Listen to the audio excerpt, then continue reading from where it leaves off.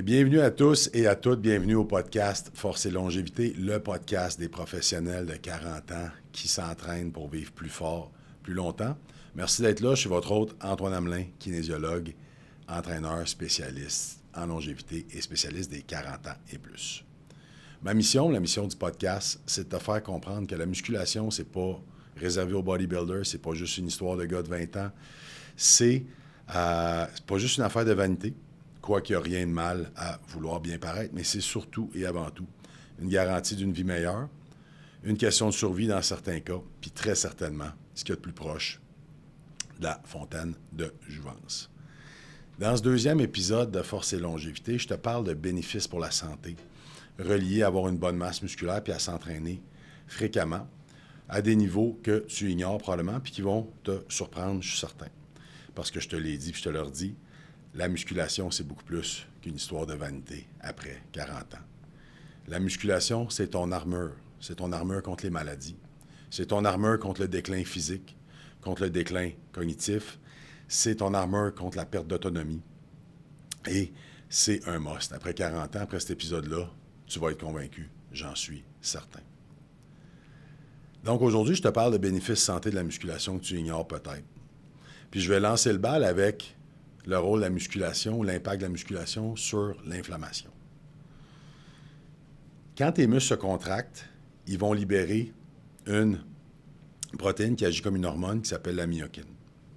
La myokine, je te l'ai déjà dit, c'est ce qui fait que le muscle est considéré comme un organe parce qu'il va avoir un impact sur les autres organes autour. Je te réexplique c'est quoi la myokine et pourquoi c'est aussi important pour la santé. Fait que les myokines font plusieurs choses. La première qu'ils font, c'est qu'ils voyagent un peu partout dans le corps, puis ils vont avoir un effet booster sur le métabolisme de plusieurs organes, puis sur le système en général. C'est important parce que souviens-toi, je t'ai dit après 40 ans, pourquoi c'est aussi difficile de perdre du poids, pourquoi on est fatigué, c'est avant tout un problème de métabolisme. Ton métabolisme, il est en déclin. C'est pour ça que tout est plus difficile après 40 ans. Les myokines vont aussi t'aider à métaboliser le glucose. Le glucose, c'est le sous-produit des glucides que tu manges dans ton corps. Fait qu'ils vont métaboliser le glucose directement dans ton système sanguin. Puis je t'ai parlé de la gestion du glucose après 40 ans, puis que c'est vraiment plus difficile, entre autres si tu es sédentaire, entre autres si tu ne t'entraînes pas fréquemment, entre autres si tu es en surpoids, ce qui est quand même une majeure partie de la population. Puis cette mauvaise glycémie-là, la mauvaise gestion du glucose, va entraîner un paquet de problèmes de santé.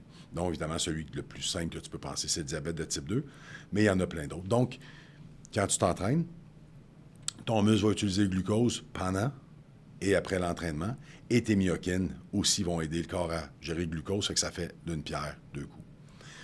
Mais ce que j'aime le plus des myokines, c'est qu'elles vont aussi aider ton corps à réduire l'inflammation. Puis pourquoi c'est important? Pourquoi c'est important l'inflammation? On entend beaucoup parler d'inflammation, puis pourquoi il faut la gérer? Je t'explique ça là. Un peu d'inflammation dans ton corps, c'est normal. Okay? Ça fait partie d'un processus de guérison sain et normal. Quand tu te coupes, quand tu te fais une entorse, quand tu as un rhume, ton corps produit de l'inflammation. Okay? C'est pour ça que tu peux avoir de la rougeur, tu peux avoir de l'inflammation, tu peux avoir de la fièvre. C'est une réponse normale du corps. C'est la bonne inflammation. C'est une réponse appropriée. Ton corps, il appelle le 911, les pompiers, ils viennent, ils arrosent le feu, ils ramassent leurs affaires, puis ils retournent à la caserne. La job est faite. Mais il y a une autre forme d'inflammation, celle dont on parle beaucoup, que tu as peut-être lu, il faut combattre l'inflammation, tu as de l'inflammation. C'est une inflammation qui est nuisible à la santé. C'est une inflammation, au lieu des répondants du 911 qui arrivent et qui éteignent le feu, ils restent là, puis ils restent là de façon chronique. C'est aussi une inflammation qui est asymptomatique. Donc, tu n'as pas nécessairement la rougeur, tu n'as pas nécessairement l'enflure associée à l'inflammation qui est saine. C'est l'inflammation de basse intensité. Okay? C'est une inflammation qui est beaucoup associée au monde moderne, aux stresseurs environnementaux. Ceux qui sont le plus souvent pointés du doigt, ça va être les polluants environnementaux, ça va être la nourriture transformée, par exemple, les plastiques qui sont partout, qui emballent notre nourriture ou dans laquelle on fait chauffer la nourriture. Ça va être associé beaucoup au stress chronique. Nos parents rentraient le soir, Il n'y avait pas de courriel qui pouvait répondre à 9 heures. Le train de vie était plus bas, donc c'est vraiment associé au monde moderne dans lequel on vit. Le mauvais sommeil, avec les écrans bleus le soir. La sédentarité, le fait d'être assis toute la journée. Et finalement, le gras abdominal, qui est un gros contributeur à l'inflammation de basse intensité. Maintenant, ce qui est dangereux de cette inflammation-là, c'est que tu ne la sens pas. Tu ne la sens pas, puis doucement, mois après mois, année après année, cette inflammation-là de basse intensité vient endommager les tissus. Puis, ce dommage-là est lié à beaucoup de maladies et contributif, sans être nécessairement directement lié, mais contributif à beaucoup de maladies, comme les maladies cardiovasculaires, comme le diabète de type 2, plusieurs types de cancers, des douleurs articulaires et des maladies cognitives dégénératives, entre autres. En gros, ça vieillit le corps prématurément. Il y a beaucoup de chercheurs, il y a beaucoup de docteurs qui qualifient ça maintenant, qui ont fait un mot avec inflammation puis aging, qui s'appelle le inflammaging. C'est le fait d'avoir une inflammation de basse intensité chronique qui vient vieillir le corps prématurément. Donc, je reviens aux myokines. À chaque fois que tu contrôles, que tu contractes un muscle, tu as les myokines qui sont sécrétées. Puis, il y a certaines myokines, un en particulier, la IL-6 ou l'interleukine 6, qui ont un effet sur l'inflammation de basse intensité. Sa job, entre autres, ça va être de mettre la switch à off sur l'inflammation. Donc, ça devient vraiment intéressant pour quelqu'un, justement, qu'avec ces stresseurs-là, il y a de l'inflammation de basse intensité qui vient vieillir prématurément le corps. En bonus, tu fais de la musculation fréquemment, comme je t'ai déjà mentionné, ça va t'aider à perdre ton gras abdominal, qui, souviens-toi, est une des sources d'inflammation de basse intensité qui est assez intense. Donc, un workout, c'est un boost anti-inflammatoire de quelques heures, mais c'est à répéter chaque jour. C'est le même principe que je dis souvent à mes clients. C'est pas parce que tu t'es brossé les dents le lundi que tu es good pour ta semaine. Donc, tu dois répéter ce boost anti-inflammatoire-là. Tu dois arroser l'inflammation avec ton workout fréquemment, surtout après 40 ans. C'est là où tu as un effet composé sur les effets délétères de l'inflammation. Donc, c'est une hygiène de vie, c'est une médic anti-inflammatoire. Je te parle d'inflammation, je te parle aussi de système immunitaire, parce qu'ils sont quand même assez liés. Tes myokines sécrétées par les muscles vont avoir un effet, pas seulement au niveau de l'inflammation, mais aussi sur ton système immunitaire. Tu peux penser à certaines myokines, un peu comme des drill sergeants dans les films d'armée américaine ou des sergents instructeurs, qui s'en vont entraîner tes cellules immunitaires, comme les NK, comme les Natural Killers, pour les préparer au combat. Parce que ces cellules-là, c'est ta ligne de front si tu as une infection, si tu as des cellules anormales dans ton corps qui mutent. C'est vraiment important parce que ton système immunitaire, comme beaucoup de systèmes dans ton corps, deviennent de moins en moins efficaces avec l'âge. Si tu es dans ma clientèle cible, si tu es entre 40 et 60 ans et plus, comme moi qui ai 49, on s'en rend compte. Le système musculaire, ton cerveau, le système digestif, ça perd de l'efficacité avec l'âge. Ton système immunitaire, l'entraînement va garder ton système immunitaire sharp et efficace. Puis j'entends souvent, quand je parle de ça, quelqu'un qui me dit « Ouais, mais là, moi, j'ai pogné un rhume la semaine passée, puis je m'entraîne tout le temps. » Je vais leur dire plein de fois dans le podcast, il n'y a pas de garantie à ça. C'est qu'overall, en général, dans ta vie, tout va fonctionner mieux, ta santé va être meilleure. Il n'y a jamais de garantie que tu ne seras plus malade. Il ne faut pas être nono non plus. Mais tes chances de l'être, puis souvent la durée où tu vas l'être, va avoir moins d'impact. Inflammation, système immunitaire. Mon troisième sujet, c'est le cancer. Puis je me dois de parler d'entraînement puis de prévention du cancer parce que la plupart des études qui sortent maintenant, puis la plupart des données montrent que l'inflammation de basse intensité chronique, dont je viens de te parler, a un impact négatif sur la santé cellulaire. Encore une fois, je te répète qu'il n'y a pas de garantie. Je connais du monde en top shape, en super santé, qui s'entraînait beaucoup, qui ont eu des cancers, mais ça joue un rôle au niveau de la prévention qui est absolument phénoménal.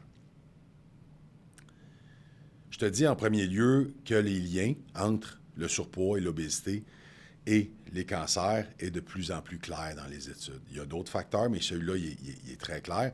Entre autres, parce que je te le répète, le gras abdominal, il est très inflammatoire.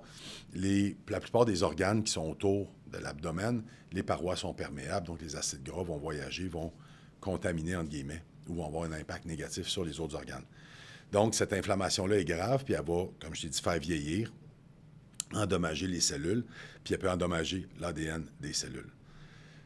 Fait que bâtir ta masse musculaire avec des entraînements planifiés, avec des entraînements constants, va aider à changer ta composition physique. J'en ai parlé. Plus de masse maigre, moins de masse grasse.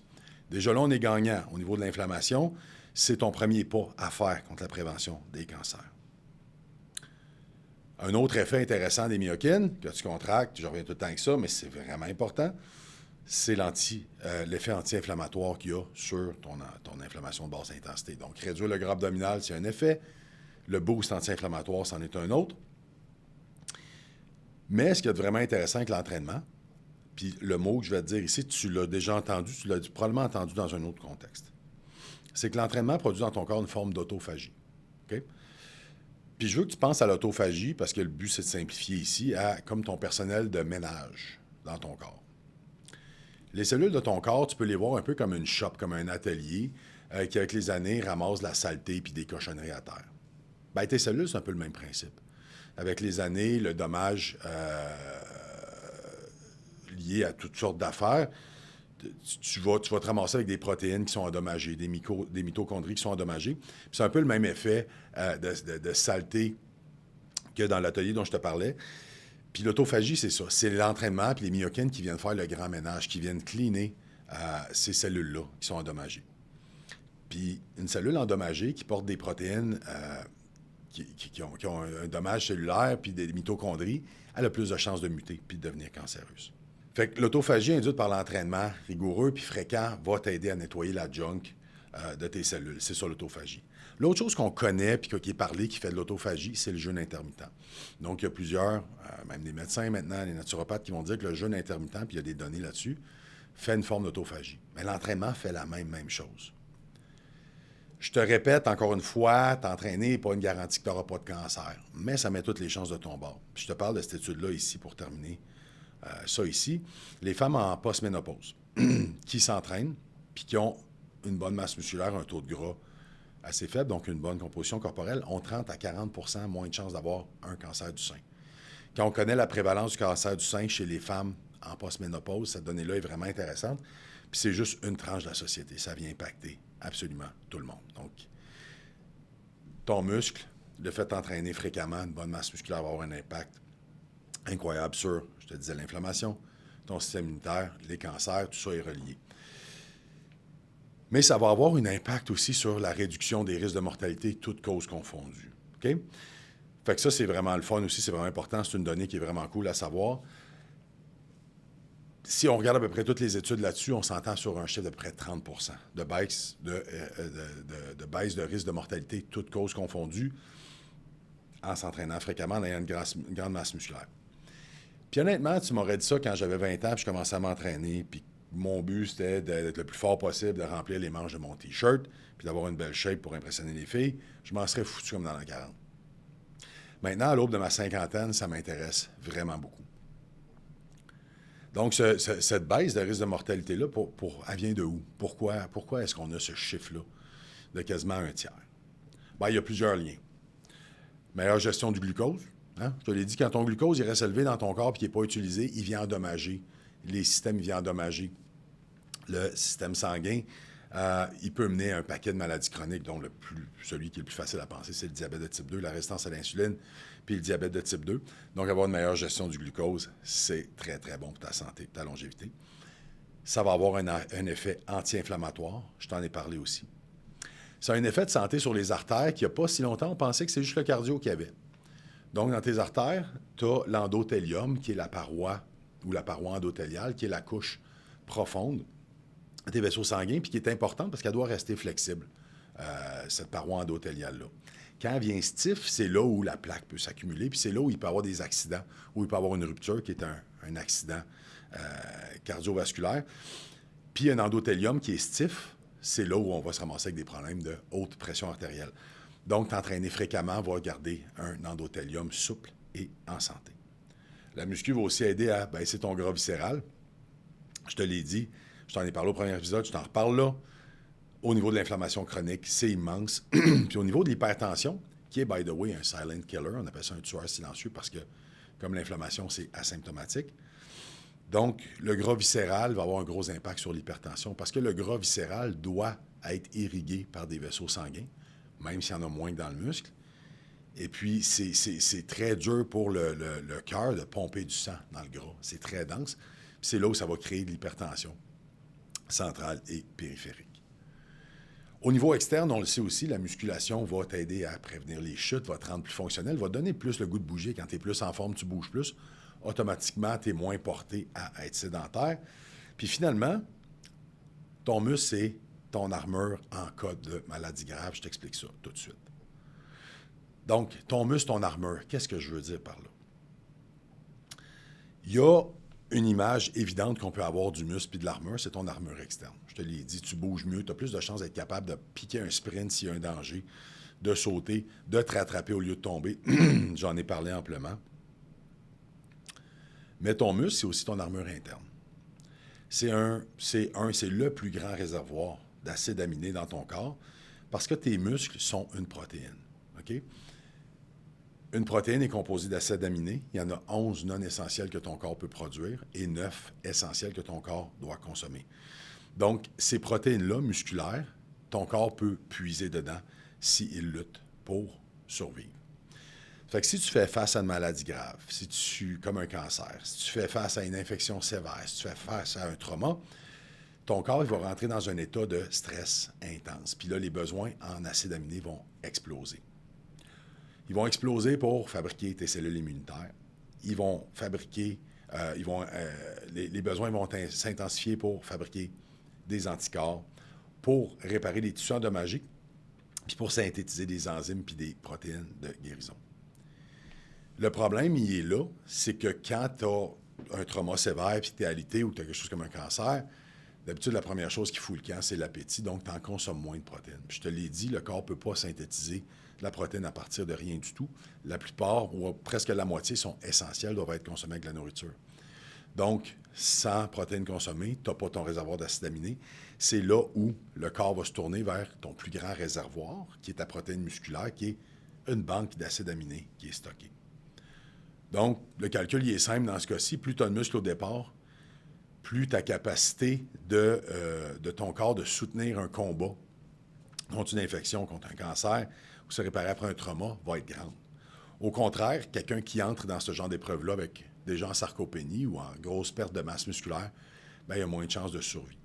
C'est pour ça qu'en oncologie, la sarcopénie, c'est associé avec plus de complications, puis un pronostic en général assez négatif et une tolérance au traitement qui est moins bonne.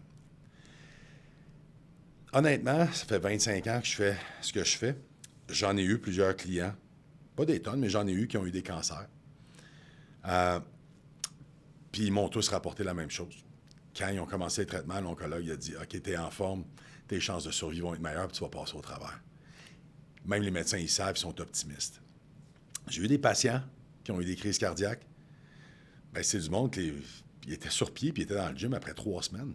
Ce que tu ne vois pas en général dans la population. Puis moi-même, j'ai vécu quelque chose de similaire il y a des années, où je me suis fait une bursite au genou, qui est une rupture de la bourse, qui est un liquide dans le genou qui est essentiel au mouvement, mais ça s'est infecté à cause d'une bactérie. Puis j'ai été pendant 3 semaines in and out de l'hôpital, qui a fini à une hospitalisation de 72 heures, parce qu'avec les antibiotiques traditionnels, les médecins n'arrivaient pas à combattre l'infection avec moi. Puis ça a fini avec des microbiologistes qui ont essayé de trouver c'était quoi la bactérie, puis qui m'ont donné une super dose d'antibiotiques à large spectre. Tout ça pour te dire que le microbiologiste me l'a dit avant de donner cet antibio-là. Il m'a dit, je ne pourrais pas le donner à n'importe qui, cet antibiotique-là. Il est tellement rough pour le corps, mais avec la force physique que tu as, avec la musculature et la santé que tu as, tu vas bien le tolérer. Puis en effet, c'était vraiment difficile. Je dormais du 14-15 heures par jour avec cet antibio-là, mais on en est venu à bout de la bactérie puis ça a sauvé ma jambe. Écoute, je les savais, ces informations-là, avant d'être en santé. C'est ma job, puis je m'y intéresse clairement, j'en fais un podcast. Je savais, mais je n'avais jamais pensé que ça allait m'arriver à moi. Une hospitalisation comme ça, puis passer du temps à l'hôpital, puis avoir à me battre. Je ne dirais pas pour ma vie, mais je pense que mon corps, il se battait pour garder la jambe, tu sais. Mais quand je l'ai vécu, j'ai vraiment catché ce que j'enseigne depuis des années, que ton muscle, c'est ton assurance santé.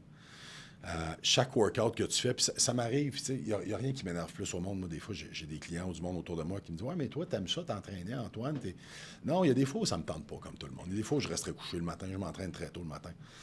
Puis ces matins-là, depuis cette infection-là, je vais te dire que je le vois, mon workout. Je suis capable de le mettre dans ma tête comme un dépôt dans mon compte épargne.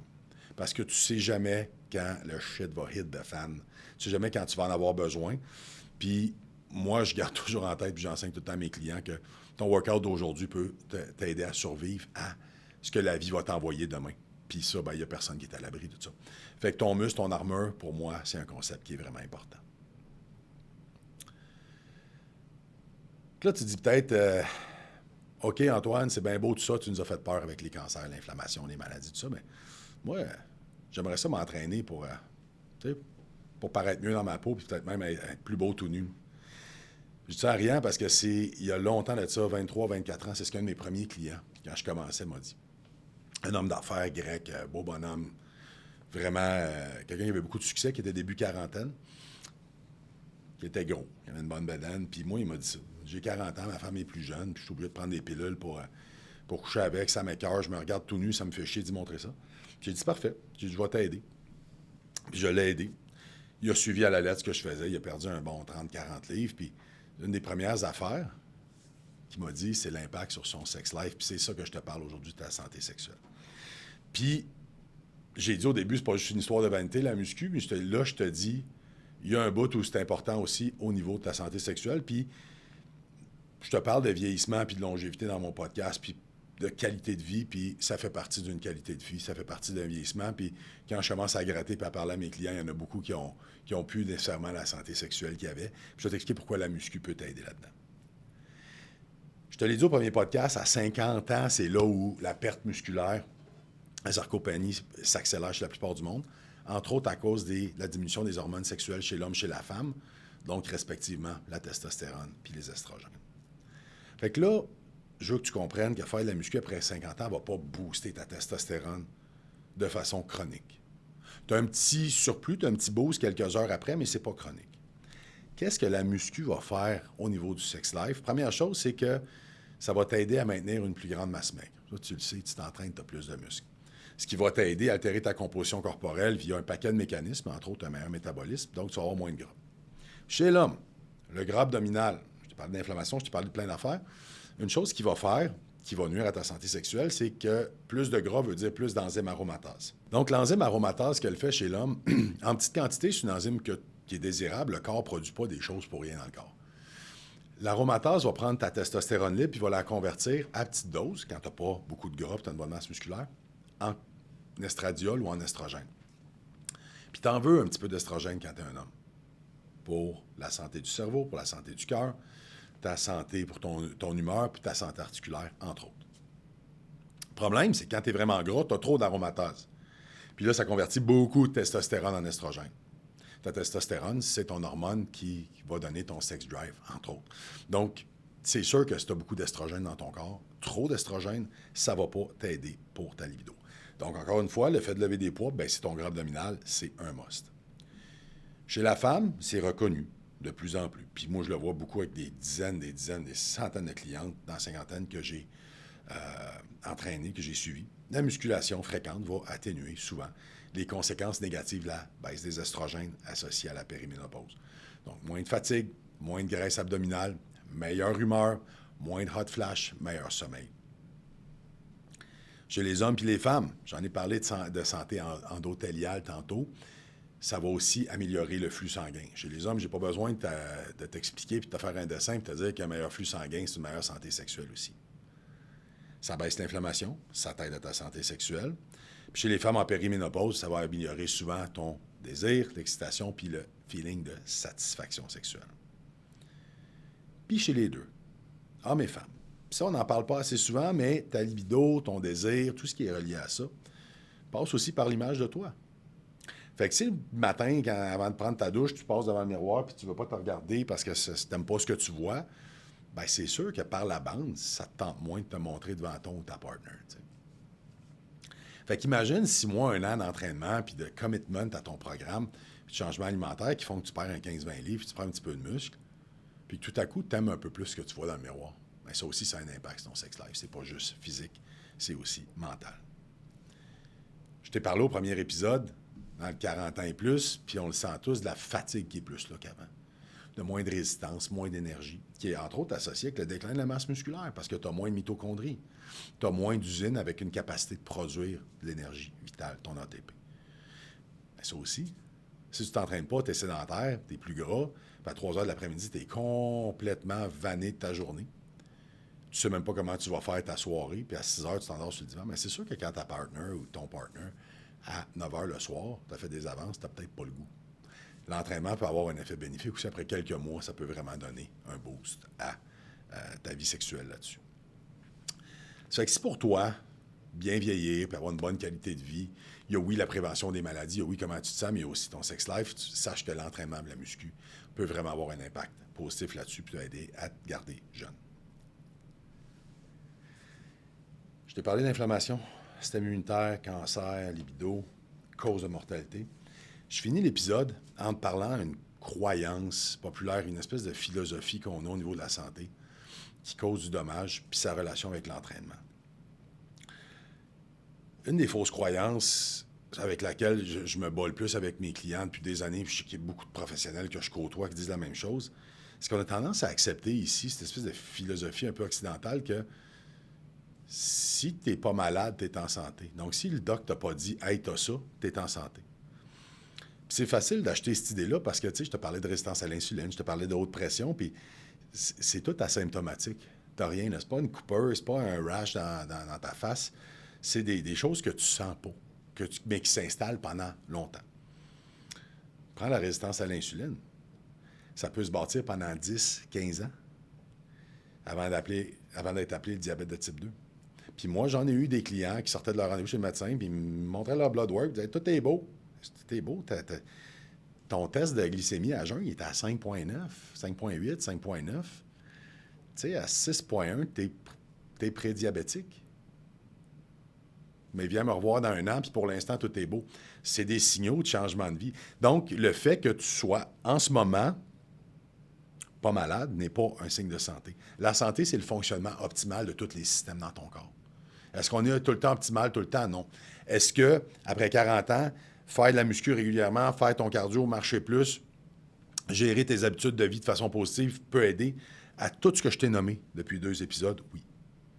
Un autre exemple, c'est l'IMC, l'indice de masse corporelle, qui est une vieille mesure qui avait été inventée par les banques qui commençaient à vendre des assurances-vie, puis ils parlaient des médecins, puis ils se rendaient compte qu'il y avait moins de gens en surpoids dans ce temps-là. Puis les gens en surpoids, bien, ils mouraient plus jeunes, autour de toutes les causes que je t'ai nommées. Fait qu'ils ont fait une espèce de calcul sur ton poids, ta grandeur, qui fait que moi, je suis un obèse. Mais j'ai des clients qui sont plus petits puis qui pèsent juste 180 livres. Moi, j'en pèse 230. Qui sont relativement en santé, mais qui ont un taux de gras de 30 %. Donc, l'IMC ne dit pas tout non plus. On le sait maintenant parce que tu peux être plus lourd, plus de muscles, puis ton muscle, ben, c'est ta capacité de survie aussi. Okay? Ce que tu fais, tes comportements dans le day-to-day, sont bien souvent beaucoup plus prédicteurs de ta santé que certains chiffres sur ton bilan. Je te donne un exemple, puis tu en as peut-être déjà entendu parler, ta force de préhension, ton gripping strength est un meilleur prédicteur de maladies cardiovasculaires que la pression, dans plusieurs études, que ta pression artérielle. Puis tu sais, je dis ça, j'ai des clients qui rient, ils disent hey, « je vais m'acheter un gripper pour le bureau », c'est pas ça. Le fait d'avoir une bonne grip, une bonne force de préhension, c'est souvent, c'est pas la cause, c'est l'effet. C'est l'effet de passer ton temps dans le gym puis de lever des poids lourds tout le temps. Mais quand à 70, tu as une bonne force de préhension, c'est souvent plus un outil de prédiction que ta pression artérielle pour ta longévité. Il y a plusieurs études, je te parle de style de vie puis de décision dans le day-to-day, il y a plusieurs études qui montrent que la sédentarité est un plus gros facteur de mortalité précoce que le diabète, les maladies cardiovasculaires ou même fumer. C'est assez phénoménal.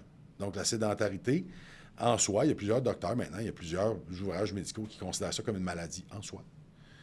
Je te disais, même risque que fumer, maladie cardiovasculaire ou obésité. Fait que si, en plus, tu es sédentaire, tu es en surpoids, tu fumes ou tu as d'autres, ben là, ça explose, tes risques. Souviens-toi de l'étude de repos alité de bed rest que je t'ai parlé au premier épisode. Quelqu'un qui était alité pendant 1 semaine sans bouger pouvait perdre 5 à 7 % de la masse musculaire sur ses jambes. Quand tu sais qu'à 50 ans, tu peux avoir perdu 20 de ta masse musculaire, à 70, ça peut être 40, c'est énorme. L'impact de la sédentarité sur ta gestion du glucose, puis toutes les conséquences négatives qui peuvent découler sur ton énergie, puis juste ton envie de bouger en général, sur ton autonomie ou ta perte d'autonomie après 55, 60, 65 ans. Comment tu veux vivre tes dernières années? Sur ton mouvement, sur tes risques de fracture, etc.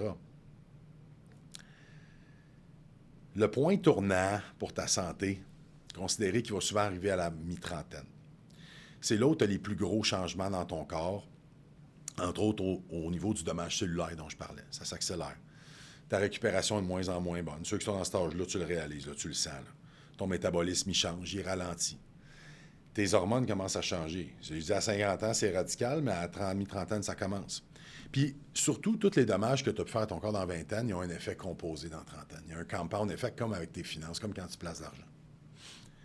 C'est pour ça que le point tournant, c'est la mi-trentaine. Fait que si tu te prends en main là, la bonne nouvelle, c'est que tu peux quasiment tout effacer ce que tu as fait dans 20 ans en termes de dommages. Au contraire, tu continues tes mauvaises habitudes ou tu t'empires, à 40 ans, bien là, tu as aussi un effet composé sur les effets délétères sur ta santé. Okay? Fait que ceux qui continuent leurs mauvaises habitudes, bien, les facteurs de risque, ils explosent. Il ne faut jamais que tu oublies que tes bonnes habitudes et tes années d'entraînement, si tu commences plus jeune, si tu commences à 15 ans, à 20 ans, 25 ans, ils s'accumulent. Donc, tu as un plus grand réservoir, je te disais, d'acides aminés, puis de muscles, puis de santé. Je te dis pas ça pour te dire que ça ne sert à rien de commencer à 50 ans. Je te parle pas de la mi-trentaine pour te dire que ça ne sert à rien de commencer à 50 ans. Si tu n'as jamais rien fait, puis tu commences à 50 ans, c'est vraiment super. Tu vas avoir les bénéfices santé, tu vas te sentir mieux, meilleure qualité de vie, etc. Puis, je te réfère au proverbe qui dit « Le meilleur moment pour planter un arbre, c'était il y a 20 ans. Le deuxième meilleur moment, c'est aujourd'hui. » C'est très vrai dans l'entraînement. Mais commence maintenant. Commence maintenant, mon ami, puis pense pas qu'il te reste du temps, puis que tu vas commencer l'an prochain, puis quand les enfants vont être partis dans 3 ans, je te l'ai dit, à 50 ans, le dommage s'accélère.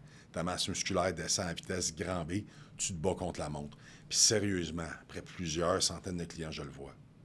Ceux qui commencent à 30 versus 35, ça va plus vite, puis leur vie est meilleure. Ceux qui commencent à 35 versus 40 aussi, c'est plus facile. Ceux qui commencent à 40 versus 50, c'est beaucoup plus facile, beaucoup plus rapide. Ceux qui commencent à 50 versus 60, fait que le temps joue contre toi. Arrête de gosser, arrête de remettre. OK? Je te dis tout ça parce qu'encore une fois, la mission du podcast, c'est de créer une conscience, c'est de créer, de propager la nouvelle sur les bienfaits de l'entraînement, en particulier de la musculation aussi, puis de montrer qu'il est possible de vieillir fort, en santé, autonome, puis de te donner la formule pour le faire. Puis, tu sais, oui, j'ai parlé beaucoup de maladies chroniques, puis de termes médicaux dans les 2 derniers épisodes, puis il n'y a pas nécessairement tant de kin puis d'entraîneurs qui font ça. Puis je suis convaincu qu'il faut en parler plus. Puis je t'en parle pas en termes de... Je n'ai jamais parlé de médication, puis je te parle pas... Je te parle en termes de prévention, puis je te sors des stats puis des études. Puis, by the way, il y a une doc cliente à moi qui m'a déjà dit de fermer ma gueule avec ça, puis de rester dans ma ligne, que c'était pas à moi de parler de ça. Mais je t'en parle en termes de prévention, puis plus il y a de monde qui en parle, puis plus tu en sais, plus tu vas pouvoir prendre ta santé en main, puis c'est juste toi qui peux le faire. Fait que c'est vraiment important pour moi, cette mission-là. Prochain épisode, je te parle de mythes dans l'entraînement qu'on entend, puis qui t'ont peut-être déjà empêché ou qui vont t'empêcher de te remettre en forme de façon optimale, parce que c'est des choses un peu acceptées qui sont là depuis tellement longtemps qu'on a fini par les croire, mais qui ne sont pas vraies.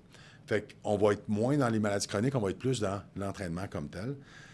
Ça va être vraiment intéressant. Je te remercie d'avoir été là. Si tu aimes, tu partages la mission du podcast, n'hésite pas à le référer à plein de monde. Tu peux me suivre sur Facebook, Antoine Hamelin, mon profil perso, je publie beaucoup là-dessus. Antoine Hamelin, entraîneur kinésiologue, c'est mon Facebook professionnel. Sur Instagram, puis tu peux communiquer avec moi par courriel à coach@antoinehamelin.com.